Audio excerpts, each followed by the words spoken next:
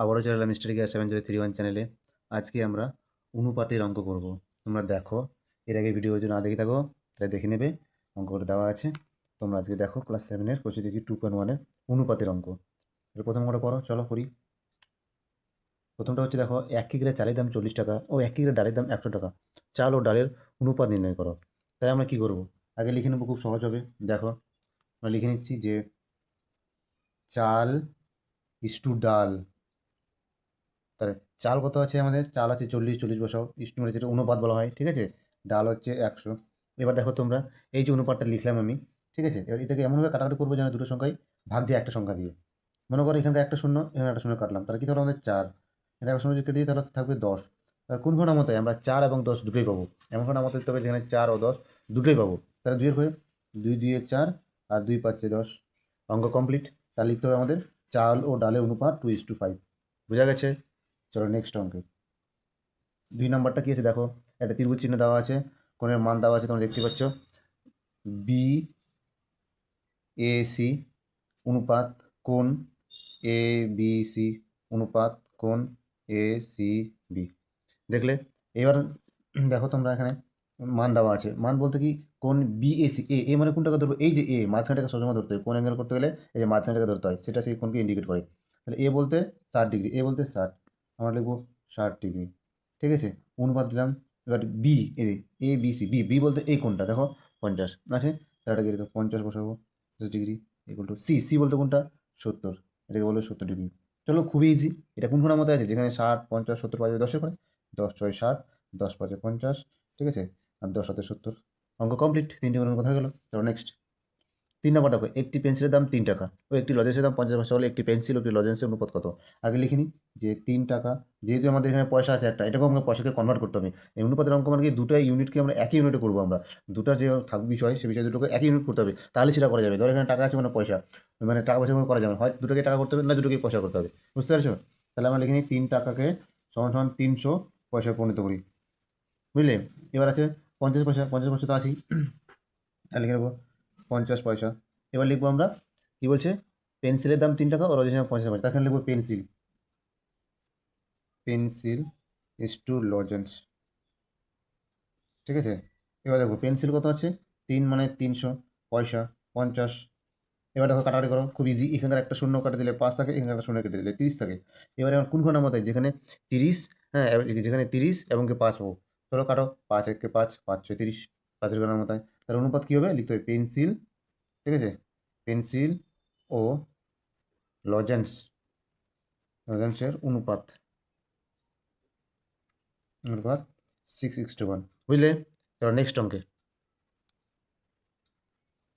4 নম্বর অঙ্ক চলে আসলাম। দেখো 4 নম্বরে, একটি আদুলি, একটি 1 টাকা, ঠিক আছে, ও একটি, কি বলছে, ও দুটি 2 টাকা মুদ্রার অনুপাত লিখি। চলো, একটি আদুলি, আমাকে লিখে নিতে হবে আগে ভাষাটা ভালো করে দেখো।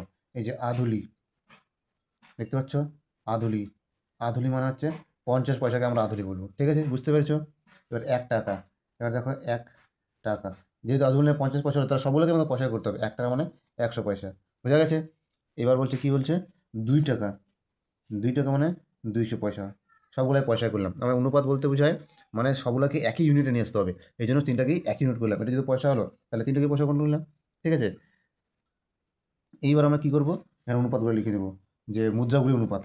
খুব ভাষায় লিখে নিই একটু, মুদ্রাগুলির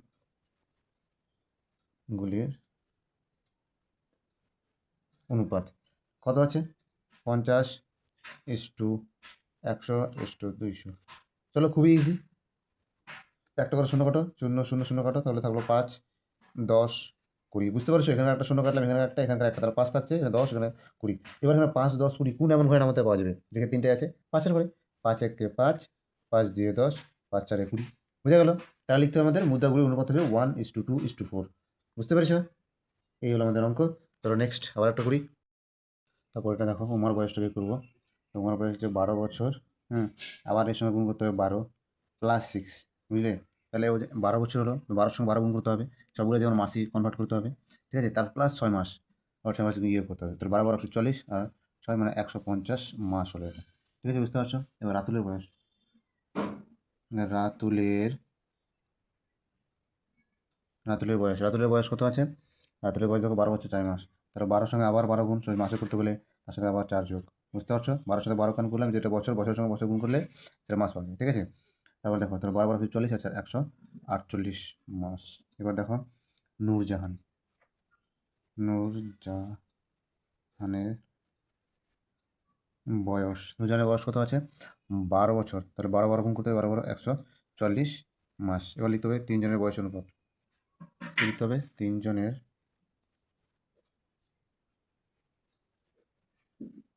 বয়সের অনুপাত। তার কত হচ্ছে? 150:148:140 দুই দিয়ে কাটাকাটি করো। যে আমরা কি জানি, দুই দিয়ে কাটাকাটি করলে সংখ্যাটার অর্ধেক হয়।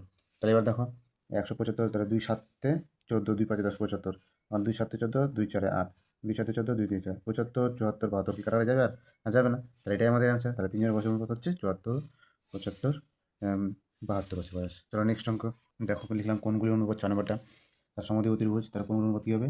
একটা ধরো 45:90, একটা আবার একটা 45। তাহলে 45 একে 45, 45 দিয়ে 90, 45 একে 45। তাহলে কোন কথা হলো 1:2:1 এটা আর অন্যভাবে হতে পারে, যে 45 45 90, আবার 90 45 45 এরকম হতে পারে। ঠিক আছে? এবার চলো 7 নম্বরটা কী বলছে। 7 নম্বরটা কী বলছে? সমবাহু ত্রিভুজের কোনগুলি অনুপাত। খুব ইজি। সমবাহু ত্রিভুজ লেখো, সমবাহু ত্রিভুজের কোনগুলির অনুপাত, কোনগুলির অনুপাত। খুবই ইজি, এটা খুবই 60:60:60। খুবই সহজ। 60 একে 60, 60 একে 60, 60 একে 60। অঙ্ক কমপ্লিট।